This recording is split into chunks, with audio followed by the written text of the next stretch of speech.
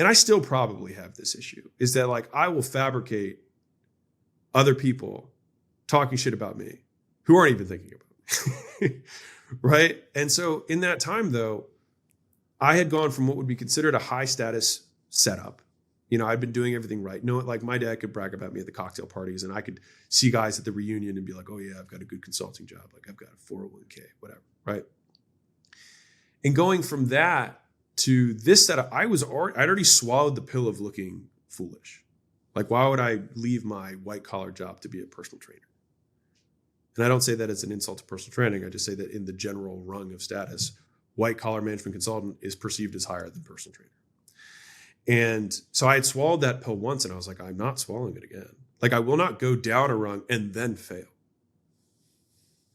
And so it's just like there wasn't an option. Like if the gym had gone, if I somehow wouldn't have figured it out, I wouldn't have told anyone. I would have just kept working and found a way.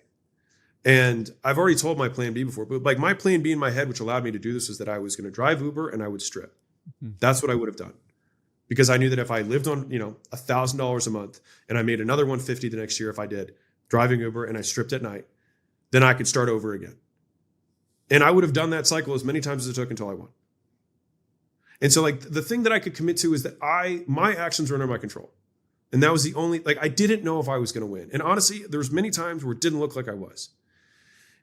But the only thing I could commit to was like, okay, well, slaves continue to work and so can I. Take me through those voices that you make up in your head currently. Oh, I mean, they're like what I would call fake enemies. You know what I mean? Like they're not real. I know they're not real, but sometimes it just gets the juices going. Like what? And I'll tell you this, a lot of times it's like some of my content, like my more spirited content comes from me seeing someone post something and then I'm like, this is such horseshit. And then I just go off on basically that person, but I'm doing it to a camera and anonymizing it. But I think I resent the passion thing, not long term, but in the short term for people who are starting. And I think that's because it sets too high of a bar. I understand the intention behind it, and I think the intention is pure, and I think the intention is right.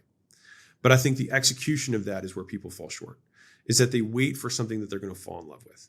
And you don't fall in love with things unless you're good. And you only get good at things if you suck first. And so I think it's really about like lots of action, even if it's disjointed, until you're like, oh, I have seen some progress on this. I will do more of it. And then all of a sudden you get good at whatever the thing is, and then you like it, and then you find your passion. But you didn't find your passion, you created it.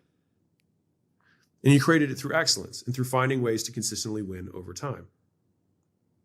And so I think if we lowered the bar for a lot of people who are starting out, like it's kind of the same thing with like romantic partners right now. For a lot of younger people, it's like you have the paradox of choice, is that there's so many fish in the sea. There's so many swipe rights. There's so many opportunities to meet girls or meet guys that you're looking for this perfect key or this perfect lock that's going to like unlock all the amazing romantic thing and it's just not like that. And I think that you could probably look at careers the same way. And so people haven't connected, like there's some element of people who are like, okay, marriage isn't perfect and there is no perfect partner. Well, there's also no perfect career. And so it's like everything has overhead. And that's a Bezos quote. Like everything has elements that you don't want. And I think the expectation that everything is going to work out makes it so that nothing does for most people. Wow. I needed to hear that so much. If you enjoyed this clip, watch the full episode right over here, and don't forget to subscribe.